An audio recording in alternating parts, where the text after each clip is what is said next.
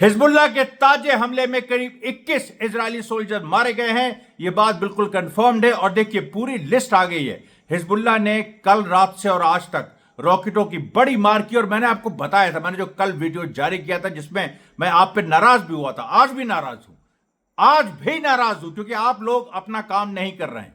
आप लोग अगर सब्सक्राइबर्स नहीं बढ़ा सकते तो उसके बाद हमारा कोई मतलब ही नहीं है। कल से हमारी वेबसाइट शुरू हो जाएगी, हमें आपकी जरूरत थी। आप हर एक आदमी 2000 आदमी कम से कम 100 सब्सक्राइबर्स बढ़ाए तो 10,000 कैसे नहीं होगा? आप बताओ ना हमको, कैसे नहीं होगा? इसकी आप लोग ये अपना वक्त नहीं दे रहे हो, अपना टाइम नहीं दे रहे हो। अब मत टाइम दीजिए। आपको अपनी की पड़ी तो अपनी की पड़ी रहे। हमारा तो काम है रेजिस्टेंस की मदद करना, हम रेजिस्टेंस की मदद कर रहे हैं। फिलिस्तीन में हमास की, हिजबुल्लाह की सीधे खुलेआम कर रहे हैं। इसीलिए यूट्यूब बार बार ये करता तो करता रहे। हम क्या यूट्यूब के हम वो हैं? और जो उदारवादी है जिनको मैं गाली देता हूं, लोगों ने कहा नहीं दिया, मैं दूंगा, क्योंकि उन लोगों की वजह से ही इजराइल जैसी ताकतें कामयाब होती हैं, भारत में बीजेपी जैसी ताकतें कामयाब होती है। वो लोग एक भ्रम फैलाते हैं कि बीजेपी को इस तरह से हराया जा सकता है, कांग्रेसी तरीके से हराया जा सकता है। नहीं हराया जा सकता है, उसके लिए दूसरा रास्ता अपनाना होगा। वो कभी उस पर बात नहीं करेंगे। जैसे वो कभी ये नहीं बात करेंगे कि इजराइल को हमास और हिजबुल्लाह के तरीके से हराया जा सकता है। केवल वो तरीका है। इजराइल नहीं हारेगा महमूद अब्बास के तरीके से, लिबरल तरीके से, उदारवादी तरीके से, बातचीत से। इजराइल हारेगा बंदूक की नोक पे, और बंदूक की नोक पे इजराइल हारेगा। और भारत में भी दूसरी परिस्थितियों में आपको उसी तरह का एक एग्रेसिव पॉलिटिक्स करनी होगी जो कांग्रेस नहीं कर पा रही, लेकिन ये कभी नहीं बोलेंगे उस पर।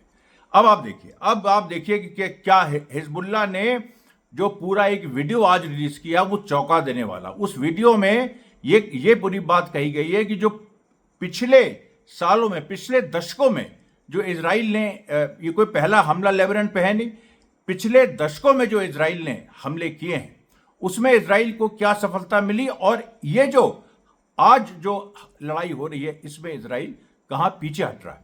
तो सबसे पहले देखिए 1982 में जो इजराइल ने हमला किया था लेबनान पे, 33 दिनों में, नहीं सॉरी 7 दिनों में इजराइल बेरूत पहुंच गया था। इन 7 days दे रीच्ड बेरूत। और उसके बाद जो 2006 में हमला किया था, जब हिजबुल्लाह बन गया था, 1982 में तो हिजबुल्लाह बना नहीं था, लेकिन 2006 में जब हिजबुल्लाह बन गया, उस वक्त जब इजराइल ने हमला किया था, फिर भी 33 दिन में वो एक वहां की फेमस एक वादी है, वहां वो पहुंच गया था। आप देखिए ये जो पूरी एक बात है, ये देखिए कि वो वादी अल हुजुर में वो पहुंच गया था 33 दिनों में।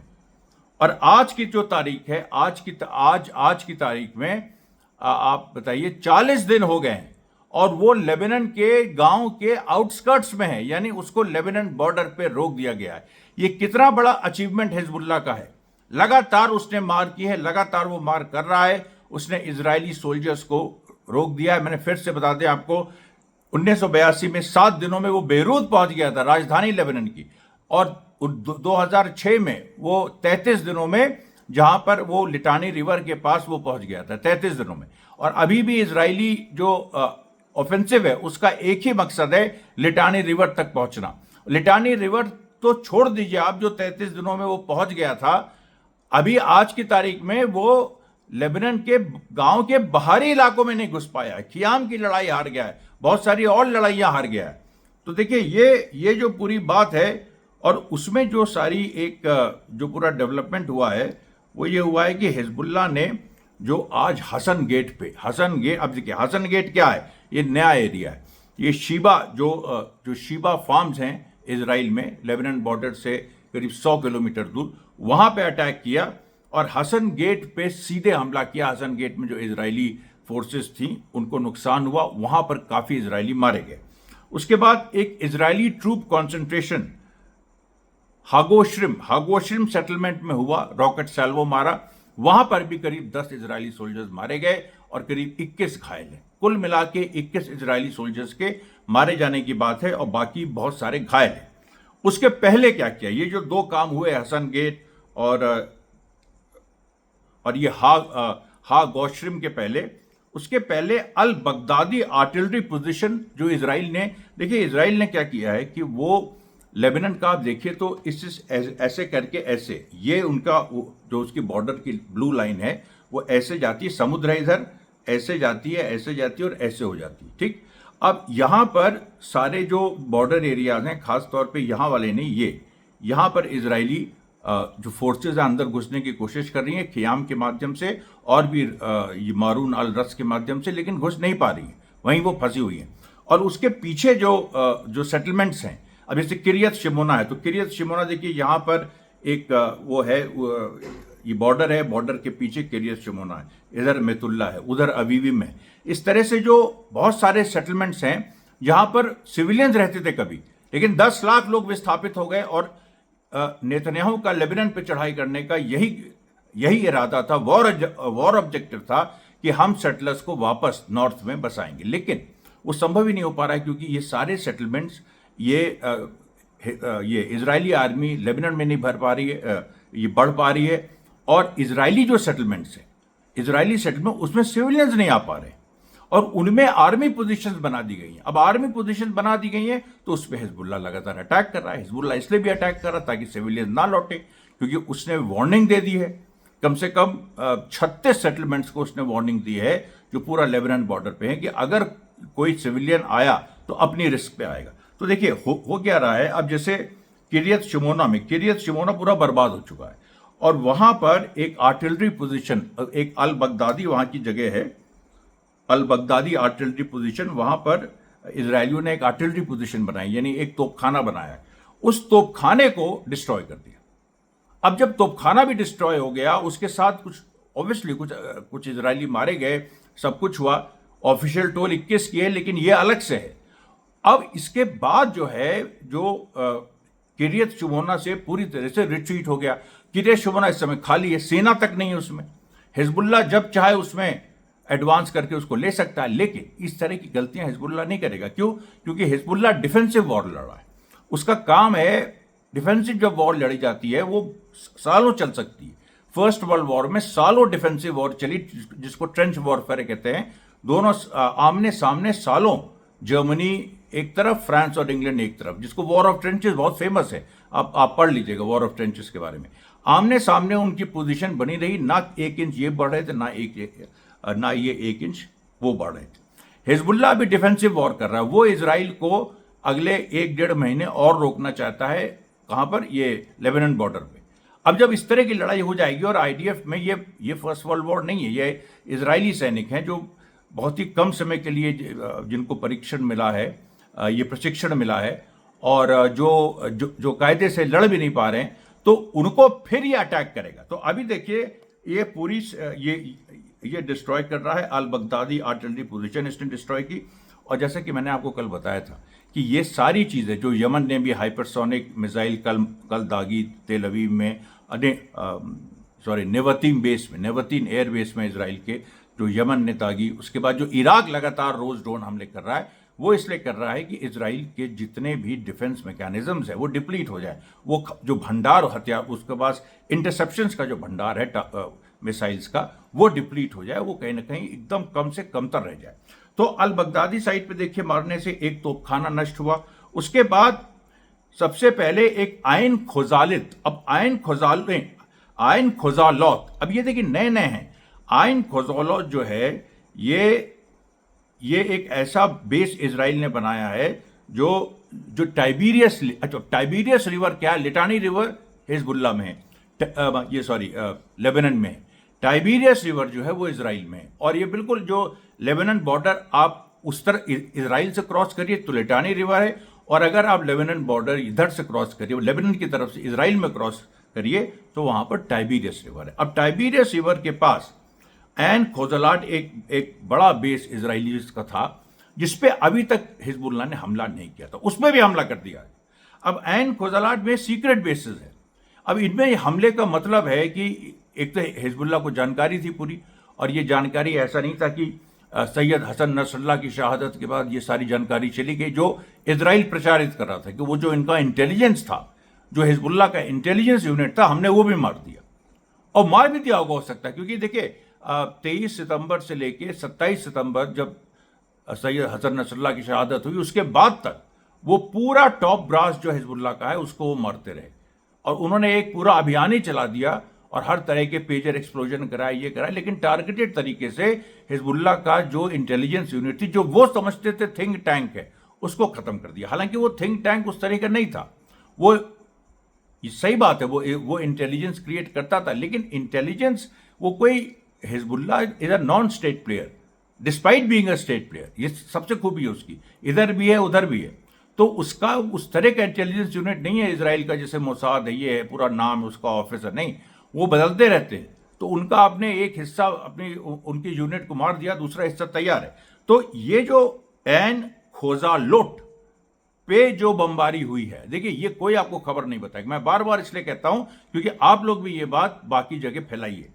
एन खोजालाट जो मिलिट्री बेस है, ये लेक टाइबीरियस जो इजराइल में है उसके पास, वहां पर हिजबुल्लाह ने मार दिया है, और वहां पर कई इजरायली, वहां पर 2 इनके आर्टिलरी जो पोजीशन और एक छोटा सा एयरबेस है उस पर सीधे लगा है। तीसरी बड़ी बड़ी उपलब्धि मलाम मिलिट्री फैक्ट्री। अब मलाम मिलिट्री फैक्ट्री ये तेल अवीव के साउथ में है, 132 किलोमीटर दूर है लेबनान के बॉर्डर से। यहां पर एक स्पेशलाइज्ड रॉकेट साल्वो मारा।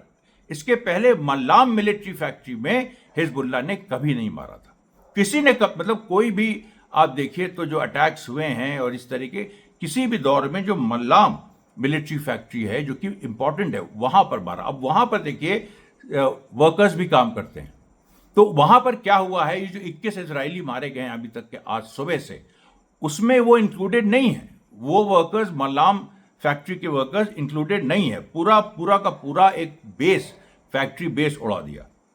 उसके बाद देखिए हाइफा टेक्निकल, अब देखिए कहां कहां मार रहा है हिजबुल्लाह। हाइफा टेक्निकल बेस, जहां पर इजरायली एयरफोर्स जो है उसके टेक्निकल ट्रेनिंग कॉलेज है, यानी जो एयरफोर्स का जो एक बहुत बड़ा, स्पेशली इजरायली एयरफोर्स का एक बहुत बड़ा ट्रेनिंग सेंटर है, उसमें भी स्पेशलाइज्ड रॉकेट सैल्वो मारा। अब ये स्पेशलाइज्ड ये रॉकेट सैल्वो क्या है? स्पेशल, ये देखिए मिसाइल्स नहीं है, ये कॉर्नेट जो उनके पास रॉकेट्स हैं उसको मिसाइल में मॉडिफाई किया है। हिजबुल्लाह के पास मिसाइल्स हैं बहुत सारी सारी चीज, लेकिन वो बीच बीच में यूज करता है जब बहुत वाइटल टारगेट पे मारना हो।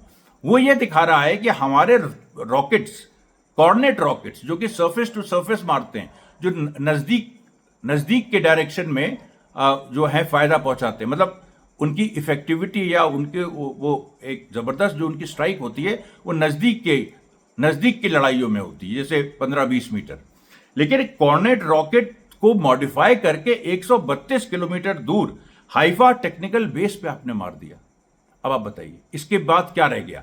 ये जो पूरी सिचुएशन है, इसीलिए इजराइल इतना परेशान है। उसके बाद हिजबुल्लाह ने जो जिन सेटलमेंट्स पे वो अटैक करता रहा है, रोश पीना, अवीविम, वहां पे उसने अटैक किया, उसके बाद केटजरीन में अटैक किया, फिर हेड्जोर हागलिलिट यहां पर अटैक किया। यहां सब पहले अटैक हो चुके, सफेद में अटैक किया, ये भी देखिए कल भी किया था, आज भी किया था, और आज 2 बार किया। कल 1 बार किया था, आज 2 बार किया। और सफद भी पूरी तरीके से खाली हो गया, वहां कोई इजरायली सिविलियन अब नहीं रह गया है, सेना भी वहां से रिट्रीट कर रही है।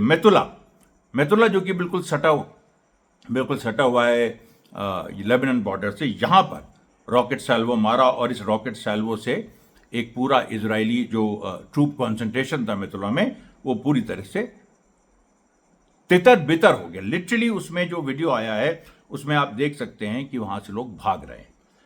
उसके बाद देखिए और इंफॉर्मेशन आई है कि ये जो उसने जो एन खोजोलोट में जो एक स्पेशलाइज्ड मिलिट्री ऑपरेशन किया था लेक टाइबीरियस के पास, उसमें इसने खाइबर, ये जो रॉकेट्स यूज किए थे, ये खाइबर सीरीज ऑफ ऑपरेशन जो एडवांस रॉकेट्स हैं उनको यूज किया था। एक तो मैंने बताया आपको कि जो हाइफा के पास जो टेक्निकल एयरबेस है वहां यूज किया था, वहां जो उसके पास कॉर्नेट रॉकेट्स हैं उनका डेवलप्ड फॉर्म। यहां पर खाइबर जो खाइबर रॉकेट्स हैं, एक्चुअली वो मिसाइल्स ही हैं, लेकिन उनको नाम रॉकेट का दिया गया है, वो उसने यूज किया था। उसके बाद देखिए खबर आती है कि यमन में फिर से इंग्लैंड और अमेरिका ने एयर स्ट्राइक्स की है, लेकिन यमन को वो कहीं भी नहीं रोक पा रहे हैं। पूरी स्थिति इसमें सामने आ रही है। और अभी देखिए ये जो लेटेस्ट खबर है, Israel demands UN troops reduce movement in south Lebanon. अब इजराइल ये कह रहा है यूएन ट्रूप्स से कि तुम साउथ लेबनान में मूवमेंट कम करो, हम बड़ा हमला करने जा रहे हैं। अब ये जो देखिए बड़ा हमला है, इसी पे सवाल उठता है। बड़ी चीज तो अमेरिका भी करने जा रहा था जब वो इतना बड़ा एक पायर लाया था, आर्टिफिशियल हार्बर बनाया था। 22 लाख गाजा के लोगों को हफ्तों, महीनों, सालों खाना खिलाने की बात थी। वो पूरा का पूरा इनिशिएटिव खत्म हो गया। दुनिया में कोई पूछने वाला नहीं है कि क्यों हुआ। अमेरिका से किसी की हिम्मत नहीं है अमेरिका से पूछे कि क्यों, उसका क्या हुआ। और अब इजराइल कह रहा है कि साउथ लेबनान में हम बड़ा हमला करेंगे। अरे बड़ा हमला तुम क्या करोगे? तुम्हारी नेतन्याहू अंदर इस तरह से घिरा हुआ है, कभी भी वहां कू हो सकता है। बड़ा हमला ये लेबनान पे करेंगे। अब बड़ा वहां की जो लोकल लोग हैं, जो लेबनान के लोकल लोग हैं, उनका वो हंसते हैं इन सब चीजों में। उनका कहना है कि तुम बड़ा हमला क्या, तुम वही तो आर्टिलरी, एयरक्राफ्ट ये करोगे। तुम कुछ स्पेशलाइज अपना कोई बड़ा नॉन न्यूक्लियर बॉम्ब मार दोगे। नॉन न्यूक्लियर लेकिन बहुत एकदम क्लोज टू ये न्यूक्लियर वॉरहेड, वो मैक्सिमम मार दोगे। उसकी तो तैयारी की हुई है हिजबुल्लाह ने सारे सिनेरियोज की, इवन न्यूक्लियर बॉम्ब की तैयारी की हुई है। अब आपको विश्वास नहीं होगा, लेकिन देखिए अगर खुदा ना खास्ता ये होता है तो आपको समझ में आ जाएगा कि हिजबुल्लाह ने किस तरह की तैयारी की और इजराइल ये कितने पानी में है। उसके बाद देखिए जैसे जो अंतर्राष्ट्रीय घटनाएं हो रही हैं, एम्स्टर्डम में देखिए बड़े बड़े प्रदर्शन हुए कल फिलिस्तीन के पक्ष में। पूरा मोटरसाइकिल, हजारों मोटरसाइकिल निकल आई उन्होंने फिलिस्तीन के पक्ष में। जिस तरीके से वहाँ मोसाद की मदद से मुस्लिम्स को टारगेट किया गया उस फुटबॉल मैच के बाद, जिसमें इजरायलीज ने एक रेशियल इंसल्ट्स अरब्स को जान से मारने की बात की। फिर झगड़ा हुआ फुटबॉल मैच के बाद जब इजराइल हार गया, तो उसमें जो इजरायली फैंस को वहाँ के जो लोकल मोरक्कन्स हैं, जो अरब्स हैं, उन्होंने ज़बरदस्त पिटाई की। और उसके बाद जो उन पे दमन करने की कोशिश की, उन पे सांप्रदायिक दंगा बाकायदा ऑर्गेनाइज होके जो डच पुलिस है उसका और जो वहाँ की राइट विंग फोर्सेज हैं, उन्होंने मुस्लिम मोहल्लों पर अटैक किया सबको। लेकिन उसका जो रिएक्शन हुआ, वो रिएक्शन ये हुआ कि इनका अटैक फेल हो गया। लेकिन जो सेंटिमेंट है प्रो पैलेस्टाइन वो बढ़ गया, वो भी लोकल डच पॉपुलेशन। और लोकल डच पॉपुलेशन भारी संख्या में बाहर निकली। मोटरसाइकिल करीब सामने हजारों मोटरसाइकिल, ऊपर हेलमेट। और पूरे वो नीदरलैंड्स का जो कैपिटल है एम्स्टर्डम, जहां ये सब हुआ, वहां पूरे एम्स्टर्डम का उन्होंने चक्कर लगाया, प्रो फिलिस्तीन झंडे फहराए, प्रो फिलिस्तीन उन्होंने पूरी तरीके से सब कुछ किया। और कोई हिम्मत नहीं हो सकी जो हॉलैंड की गवर्नमेंट है, जो कि प्रो इजराइल है, वो कुछ कर पाए। उसके बाद देखिए स्पेन ने इनकार कर दिया। अमेरिका से शिप आ रही थी इजराइल को हथियार देने, स्पेन ने इनकार कर दिया। लेकिन फिर वो शिप मोरक्को चलेगी, जो एक मुस्लिम देश है। और मोरक्को की जो जनता है वो लड़ रही है फिलिस्तीन के लिए एम्स्टर्डम में। लेकिन मोरक्को जो देश है, क्योंकि वो इजराइल के साथ है, उसने डॉक होने दिया वहां पर। अब वहां से वो चल पाएगी कि नहीं शिप, लेकिन ये चीज शुरू हो गई है। यूरोपियन देश मना करने लगे हैं। और ये ईरान की सफलता है, क्योंकि ईरान एक बड़े हमले की तैयारी कर रहा है। कभी मत भूलिएगा, इस सारी पूरी कवायद के पीछे ईरान के बड़े हमले, मतलब जो हिजबुल्लाह और यमन, इवन हमास जो कर रहा है, इसके पीछे ईरान के बड़े हमले की तैयारी है। और उस बड़े हमले में वो यूरोप और अमेरिका के बीच ईरान स्प्लिट करा देना चाहता है। और क्योंकि बार बार हिजबुल्लाह ने कहा है कि ये मत भूलो, यूरोप से मतलब ये ईरान ने कहा है कि ये मत भूलिए कि आईसिस का खात्मा हिजबुल्लाह ने किया था। ये उन्होंने बार बार कहा है। और इस पे देखिए मेरा जो स्पेशल वीडियो आज आएगा, वो संभवतः आज मैं एक वीडियो ये है, 2 वीडियो और डालूंगा, एक करीब 5-6 के बीच और एक रात में। और इन तीनों में से एक वीडियो जरूर इस पे होगा कि हिजबुल्लाह ने आईसिस को कैसे खत्म किया। तब तक के लिए धन्यवाद साथियों, बहुत बहुत धन्यवाद।